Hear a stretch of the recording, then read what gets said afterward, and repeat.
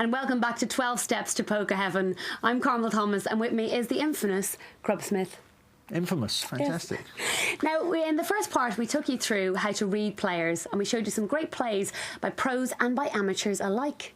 That is true. We saw some great moves, people reading their opponents perfectly, sensing weakness, sniffing it out like a tiger in the jungle, and not being afraid to pounce. That's the best feeling in poker. Absolutely. Right, let's have a look at step 8. Now, as we all know, every tournament eventually boils down to a contest where the final two battle it out for that illustrious title or some generous prize money. That is correct. Heads-up play is the business end of poker. If you intend on winning tournaments, not just finishing in the lower places, you've got to learn how to play heads-up. It's a completely different beast to normal poker. It really is about psychology. It's about playing the player as much as playing your cards. So why is it so very different? Well, you've only got two players at the table. You can't wait for good hands. You've really got to play any two cards you're given. If you get paint, that is to say a king, a queen, or a jack, or any sort of ace, you've got to be raising with hands like that, even if it's ace deuce or king three. Any sort of pair you re-raise with. Good high cards, ace queen, you re-raise with. It's about aggression. You can't hang around. Now, in heads-up play, the dealer button has the small blind. So you've pretty much always got pot odds to call. That you shouldn't be folding anything at all. And if we look at Joe Hasham winning the World Series a couple of years ago, he actually won it with 7-3 offsuit, one of the worst hands you can start with. But he knew that in a heads-up contest, he can hit a flop and he can win, and he did. Millions of dollars. Now let's look at an example from the British Poker Open 2006. Two top-ranked players in action here, Noah Bokin from the Netherlands and Gus Hansen, the Great Dane. Plays with any two cards at the best of times, and heads up, you can be sure he will not be folding even a 10-3 of spades. Sure enough. Call. Noah has got 10 jack. Could raise with this hand pre-flop, but he decides, no, we'll see a flop. And if a 10 came on the flop, we would see some action. And there is a 10, so Noah now very much the favourite. Gus dead to the threes. Those three hearts might slow them down a little, but I'd like to see a bet here from Noah. He doesn't want to let Gus draw to a possible flush. No, he checks and Gus says fine. So Noah has left the door open, and that is two pairs for Gus Hansen, 10s and 3s. And Noah, well, he didn't bet when he was in front. All in? He's gone all in. Gus's eyes popping out on stalks. Wow. Well, he must know that his two pairs are good, unless he thinks There's no Noah... way he's going to fold, is it? No, he can't fold, but he's, he's taking his time very sensibly, wondering whether he's got, whether Noah has got a set or he's hit that flush. But if you're playing heads up and you're playing 10-3 and you hit two pairs by the turn, really the money does have to go in the middle. I call. Call. We have a showdown. Turns over his cards, and that is a sickener for Noah Bokin. He's really got, well, just 6 outs. The 3 jacks or one of the 3 remaining 4s would give him a better kicker. They both have 10s and 4s, but the jack in Noah's hand would play. Here comes the river. It is a 4, and that's horrible. I mean, Gus has been counterfeited there in the most ghastly fashion. Bokin is happy, but I've got to say, he didn't actually play that hand very well. There is an element of luck in poker. I'm afraid he rode his pretty hard there. Not betting when you're in front and going all in when you're behind is about as sensible as jumping in front of a bus.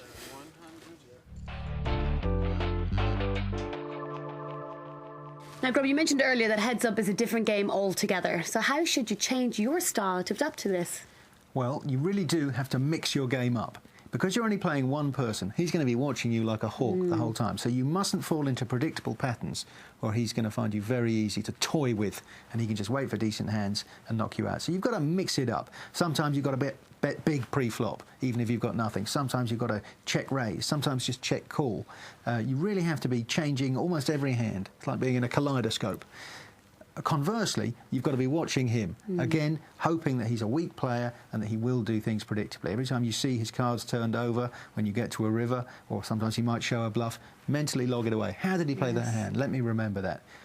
The most important thing, though, is aggression. You're not going to win a poker tournament by checking and folding. Sooner or later, you have to make a stand. And remember, it's a bit like playing cards on the edge of a precipice. You only have to win once, and that guy's going to go tumbling down. Absolutely. If you can get all the chips in the middle and get lucky. Well, let's have a look at an aggressive play. It's you. This is from the Poker Heaven Fast and Furious Challenge. It's a type of speed poker where the players get 30 seconds, and we can see Paul Sandals with Queen 9 up Cool. against Ian Hope's 9-3. Any raise. No And raise. just a flat call with the Queen 9 pre-flop. That's very passive. Quite a good hand, heads up. 2, And he's 3. let Hope hit his That's 3. it. And Hope immediately reaching for chips. He'll know that most players miss most flops. 24. Especially heads up. You're quite unlikely to actually make a 24. pair. So that 3 in Hope's hand, very powerful. And he backs it up with a bet. Now, Sandals, who didn't raise pre-flop when he had a healthy hand, is now way behind. But There's no way Sandals can simply call. no, in this case, it's either fold or raise and find out where you are. And he does make the raise. And he just needs to be hefty enough. And he certainly seems to have 26 bumped it more. up and put Hope to a test. You can see, as soon as they start scratching their faces and looking at their cards again, you pretty much know you're home and hosed. Hope won't fancy his 3 now. This is the power of bluffing. It's odd, funnily enough. It would have been easier for him to win the pot had he bet pre-flop, because Hope would probably have had to fold his 9-3 to a healthy raise. As it is, the result is good. He's going to pull down the chips, but there's a bit of a high-wire act there from Sandals.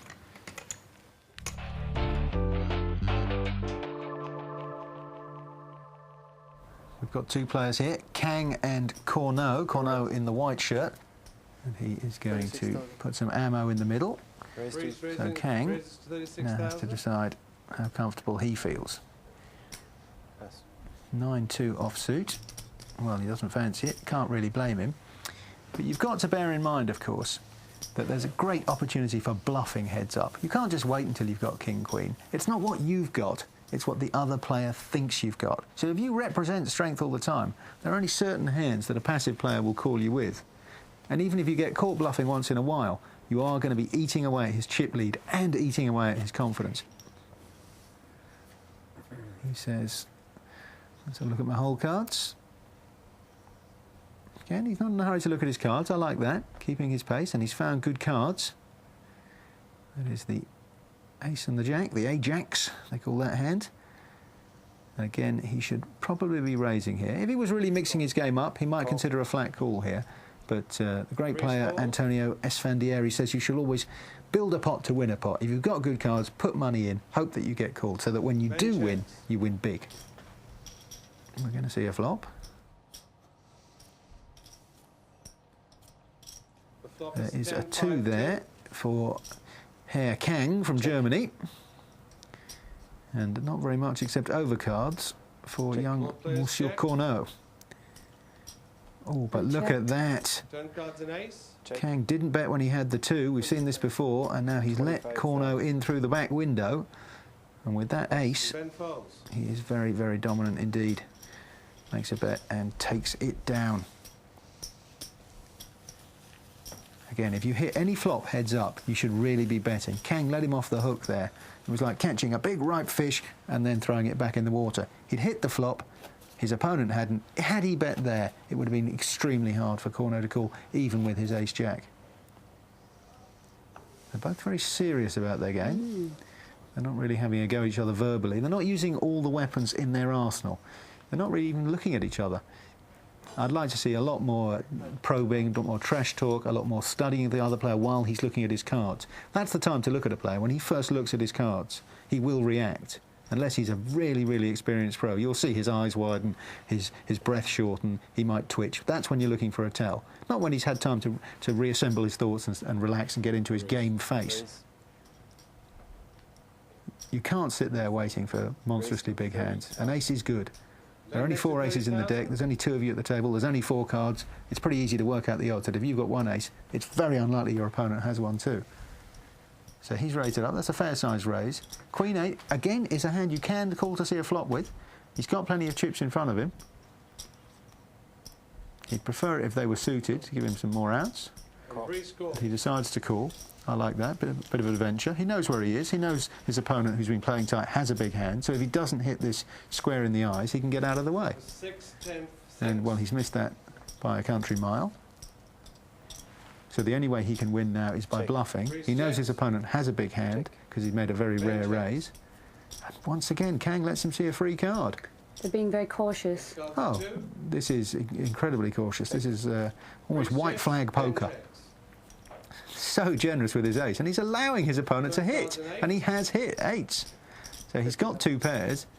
Now he'll put some money in, and Kang, who was in front the whole way, he's just let his opponent catch up, and that is because he's not aggressive, he's not putting the money in, and he ends up throwing away what was, for every street until the last one, the best hand.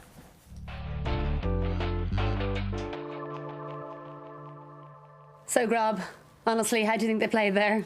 I've got to say, they actually played pretty badly. It's surprising, because during the heat, they were both very aggressive and making some moves, but they were like rabbits in the headlights, I'm afraid, when it got to the heads-up battle. Just when you need to be aggressive, they became the most passive poker players I've ever seen. We said at the beginning of the series that we'd be watching footage to show you what to do and sometimes what not to do, and that is an object lesson in how not to play heads-up. They were too passive, they didn't make any moves, and it went on forever.